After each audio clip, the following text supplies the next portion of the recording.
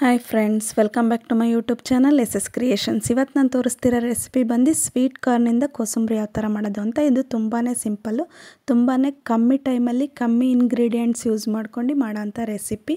ಇದಕ್ಕೆ ಬೇಯಿಸಿಟ್ಕೊಂಡಿರುವಂಥ sweet corn, ಒಂದು ಜೋಳನ ಬೇಯಿಸಿಟ್ಕೊಂಡಿದ್ದೆ, ಅದನ್ನು ಹಾಕ್ತಾಯಿದ್ದೀನಿ. ಅದಾದಮೇಲೆ ಕಟ್ ಮಾಡಿ ಇಟ್ಕೊಂಡಿರುವಂಥ ಈರುಳ್ಳಿ, ಕ್ಯಾರೆಟು, ಕೊಬ್ಬರಿ ಮತ್ತು ಕೊತ್ತಂಬರಿ ಸೊಪ್ಪು ಇದಿಷ್ಟನ್ನು ಹಾಕಿ ನೀಟಾಗಿ ಮಿಕ್ಸ್ ಮಾಡ್ಕೊಬೇಕಾಗತ್ತೆ. ಇದ್ರ ಜೊತೆಗೆ ದಾಳಿಂಬೆ ಇದ್ದರೂ ನೀವು ಹಾಕ್ಕೊಬೋದು, ದಾಳಿಂಬೆ ಕಾಳುಗಳನ್ನು, ಅದು ಟೇಸ್ಟ್ ಚೆನ್ನಾಗಿರುತ್ತೆ.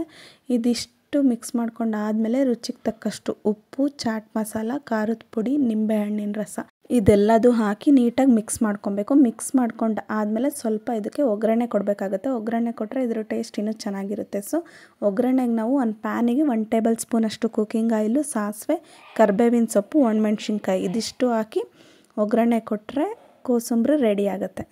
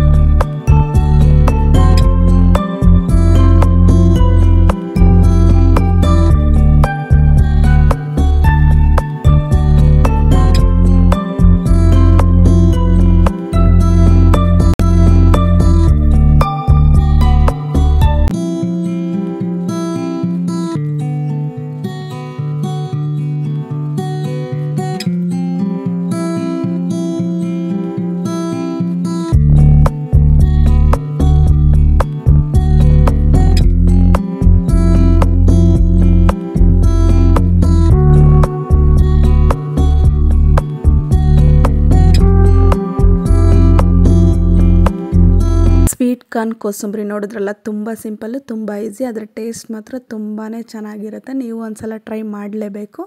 ಹಾಗೆ ಇನ್ನೂ ನನ್ನ ಚಾನಲ್ನ ಯಾರ್ಯಾರು ಸಬ್ಸ್ಕ್ರೈಬ್ ಮಾಡಿಲ್ಲ, ದಯವಿಟ್ಟು ಸಬ್ಸ್ಕ್ರೈಬ್ ಮಾಡಿ. ವಿಡಿಯೋ ಇಷ್ಟ ಆಗಿದ್ದರೆ ಲೈಕ್ ಮಾಡಿ. Thank you for watching.